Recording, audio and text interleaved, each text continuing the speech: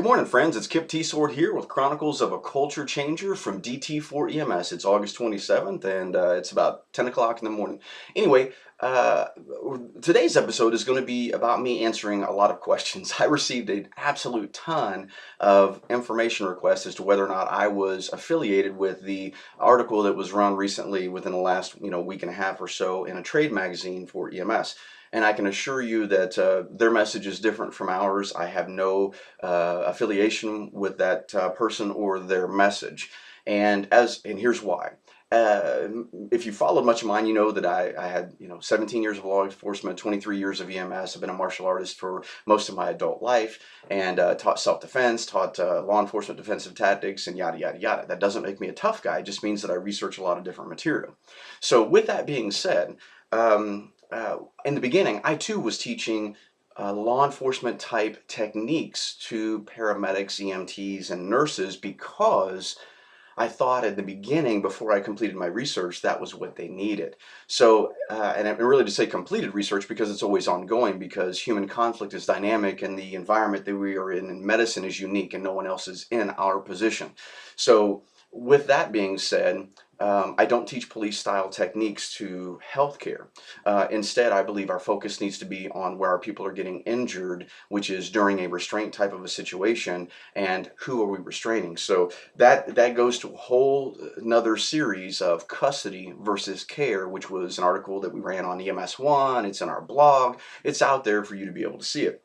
So the number one thing that I'm trying to get the medical community to understand, and again, a whole nother article, is there is no such thing as a combative patient. Purely by definition, combative patient can't exist. I don't have time in this short segment to go into it. If you want to see it, we've not only done videos on it, but there's a lengthy article on it to show why we say combative patient is such a dangerous phrase for us. You can have an uncooperative patient, that diabetic, septic, hypoxic, but a combative patient by definition is someone who's wanting to fight you, and a patient is someone seeking medical care. So how, you can't have the same thing, guys. It's two completely different animals. Well, anyway, that's there. And the other thing is, law enforcement stuff, again, is to take custody of someone. Their job is to enforce the law, take custody of someone who has committed a crime, and take them to jail. So even police officers aren't supposed to be in a fight on the side of the road. Sometimes it happens, but technically their true definition would be the officer is defending themselves, or they're taking custody of someone is why they're using their force.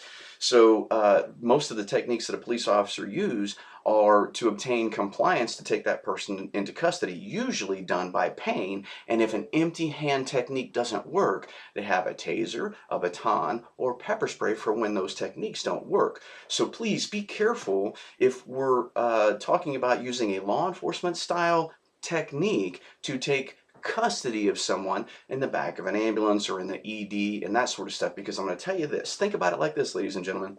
If there was such a technique that was so good for keeping custody of someone, for taking someone into, under control and putting them there with some sort of fancy joint lock or, a pressure point or whatever it may be, why then did officers have all those other tools? And across the country, when I've got cops in the room and I turn around and say the guy's going, I'm going to kick your F and B, and he's standing there and he's bigger than you and he's doing it, and I say, what do? They all go either taser, taser, taser, or pepper spray or baton. They don't go hands-on. So why in medicine would we go hands-on with someone that is telling you they're about to kick your butt and is trying to kick your butt? That changes the dynamics of something and takes them out of being a patient under consent and turns them into an aggressor, which is a criminal act. Guys, there is so much more to this, and again, just keep watching. That's what we're trying to do, is to educate. The more you can use tactics of prevention, the less you will ever have to use techniques of escape.